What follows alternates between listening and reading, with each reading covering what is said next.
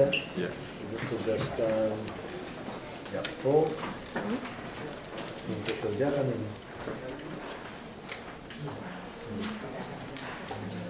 Yang lihat gambarnya tuh ini ibu Pak Gubernur nggak pakai gini. Boleh difoto.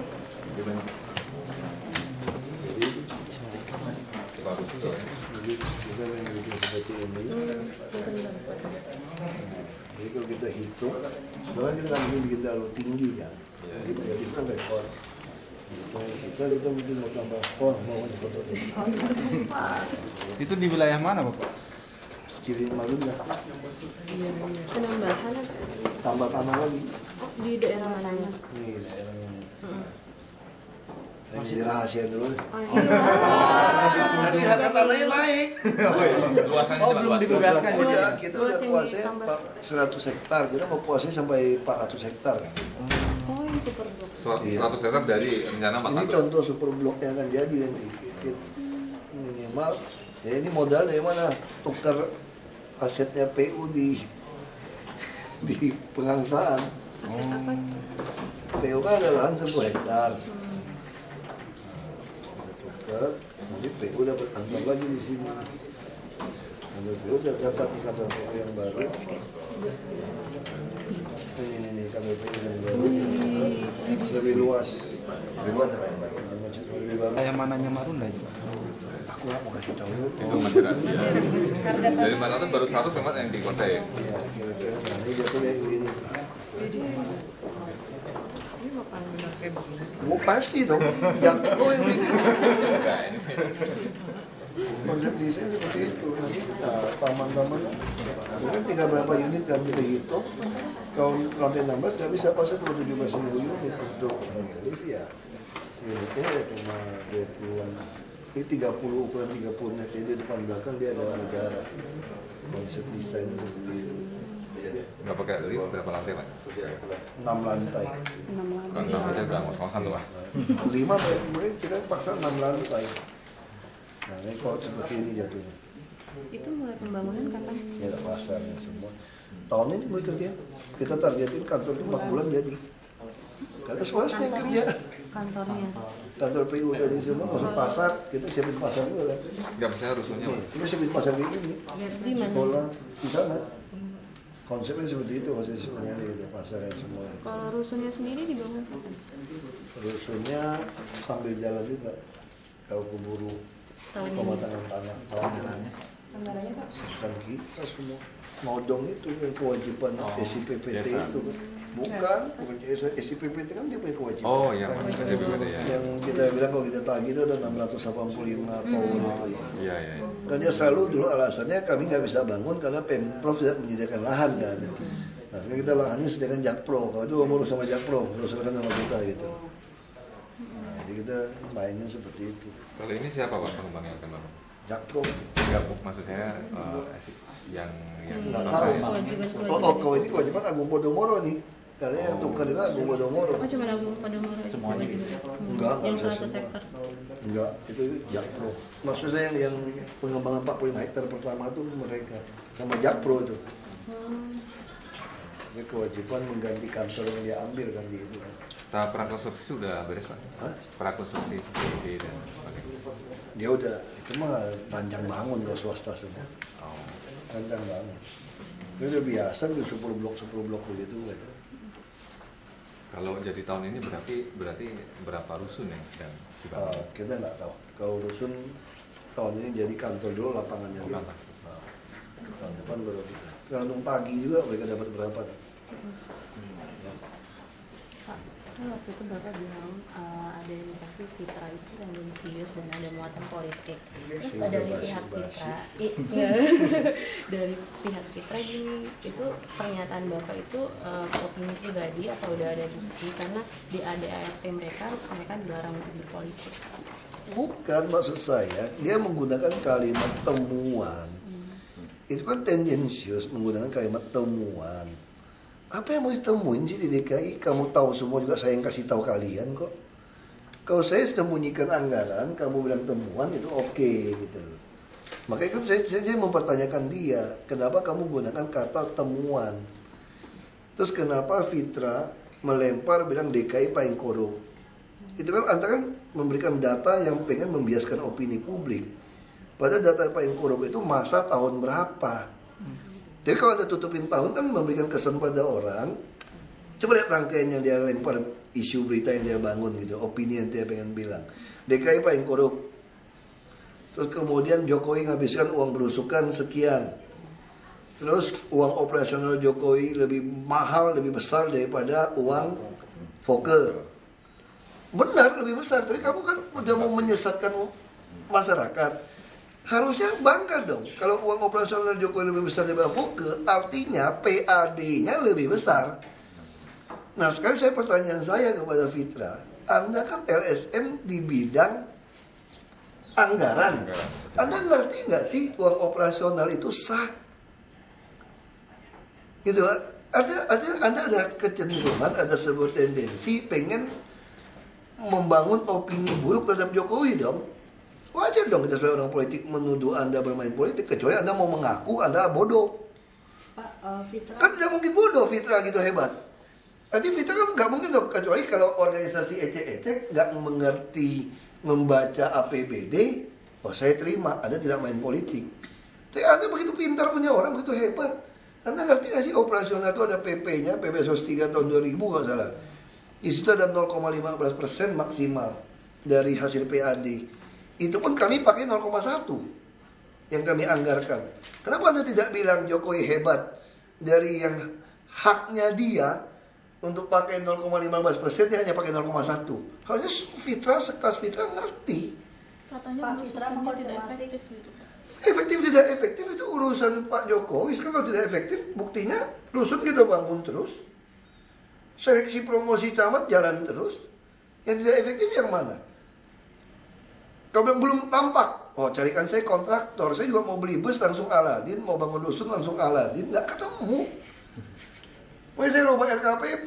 Nah, sekarang tidak efektif. Ada nggak sekarang di pemerintah mana yang sampai lembar ketiga kita buka di website? Nah, kalau Fitra mau fair, ada bagian dari organisasi itu, Anda bandingkan dong, provinsi mana.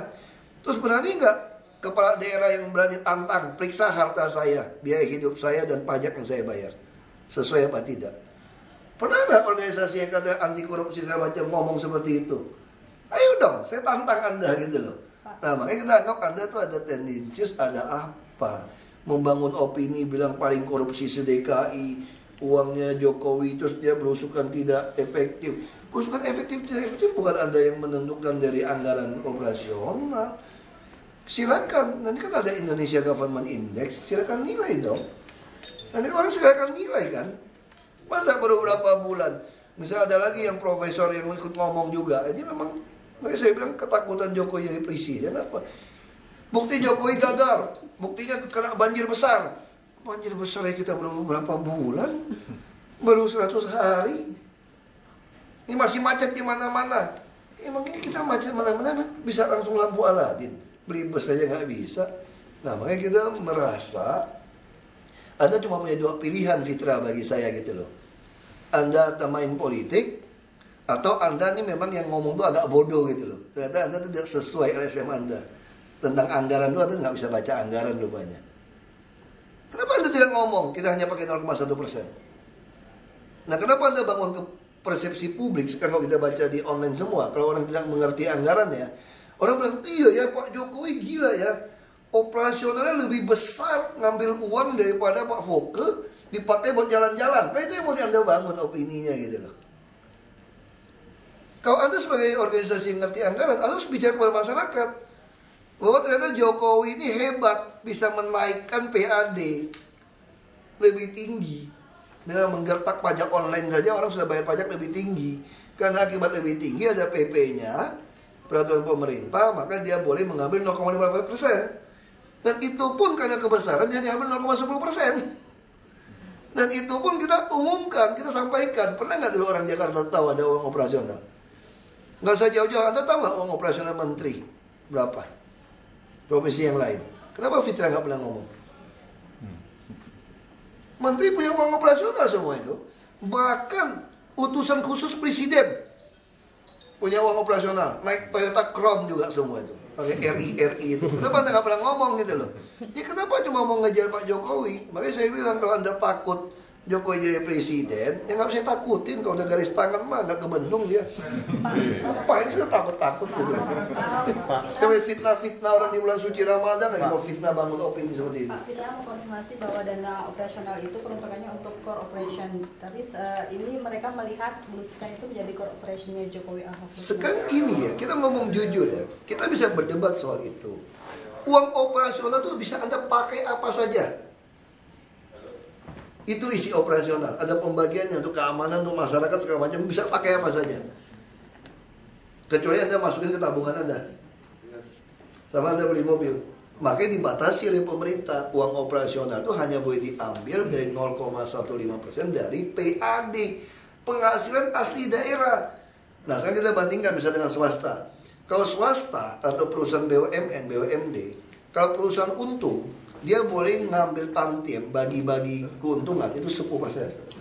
Kenapa kita ikhlaskan 10%? Karena Anda kalau mau dapat 10%, Anda harus untung lebih besar gitu kan? Nah sekarang kalau Anda mau dapatkan uang operasional besar, Anda harus kejar PAD. PAD itu pun dibatasi, nggak bisa 10%, hanya 0,15%. Dia salah di mana? Nah kalau Anda mau berdebat sama saya lagi, LSM ya, saya nggak berdebat begini. Anda pengen kami dengan gaji 7 juta, yang ngundang kawinan gitu banyak, minta bantuan sekolah gitu banyak, kami harus minta dari siapa? Minta dari pengusaha. Ini ada yang resmi, Anda persoalkan, ini resmi loh, dan kami hanya ngambil 0,1% loh, Anda persoalkan gitu loh. Nah kalau Anda memang jago mau ngejar begitu, saya tantang Anda Fitra. Coba kasih tahu saya, serang dong semua pejabat, periksa harta pejabat, biaya hidup dia, pajak yang dia bayar. Anaknya sekolah di mana, naik mobil apa. Kalau Anda tidak berani, Anda masih pengecut gitu loh. Kenapa Pak Jokowi punya belusukan Anda persoalkan? Haknya kami kok. Kami mau kasih uang bagi-bagi orang pun hak, kata itu uang operasional ya begitu. Artinya belusukan ini tidak menjadi core operation, atau mungkin Bapak bisa persentase dari... Makanya sekarang kita ngomong jujur. Sekarang Pak Jokowi datang ke kampung, lihat ada orang mau nggak ada uang ijazah, dia lapor kita bayarin, boleh nggak? Boleh. Fitra masanya di mana? Anda iri sama saya punya uang operasional 0,1%. Jadi gubernur kamu kalau mau DKI, ya sudah gitu loh. Ini ada peraturan pemerintahnya, kok mau ngapa gitu loh Fitra gitu loh. Terus saya juga gak suka sama kamu Fitra, kalau dengerin kamu nonton TV-nya baik-baik. Kenapa kamu mau bangun opini seolah-olah Jokowi lebih boros daripada Fuge? Itu yang tidak betul. Uang operasional itu dapat 0,15% dari PAD. Jadi kalau nanti uang operasional kami tahun depan lebih tinggi lagi, berarti kami hebat. Berarti penghasilan asli daerah DKI meningkat. Di mana yang salah? Fitra, Anda gitu jago. Kalau bilang jago menulis anggaran. Terus kenapa Anda jual ke opini publik? Jakarta paling korup. Terus sebutkan tahunnya. Lalu lempar ide tentang Jokowi. Terus ide tentang belusukan. Ini salah di mana belusukan? Gak ada yang salah kok. Kecuali kami beli baju tas Hermes dari itu merek mahal gitu dari uang operasional. Itu pun masih ada, uang operasional ada dan lain-lain. Boleh. Penggunaan lain-lain bebas. Saya bisa beli makanan apa saja saya mau. Cuma nggak bisa saya masukin ke tabungan, saya nggak bisa bayar anak saya sekolah gitu aja. Itu aja nggak bisa. Kenapa saya tahu nggak bisa? Karena tidak dipotong pajak penghasilan. Jadi tidak ada yang aneh. Kalau dibandingkan dengan profesional, Anda cuma boleh ngambil 0,1% dari PAD. Itu pun tidak boleh masuk kantong. Kalau kita bandingkan profesional, bakal ada untung. Misalnya sekarang di RUT BUMD kami, untung 490 miliar, Pembangunan Jaya, itu direksi komisaris bisa bagi 48 miliar. Itu buat uang operasional loh. Langsung potong pajak penghasilan, masuk ke tabungan. Beli mobil mewah boleh dia. Ini kami tidak boleh loh. Hanya ini uang taktis. Nah kenapa Fitra nyerangnya cuma Jokowi?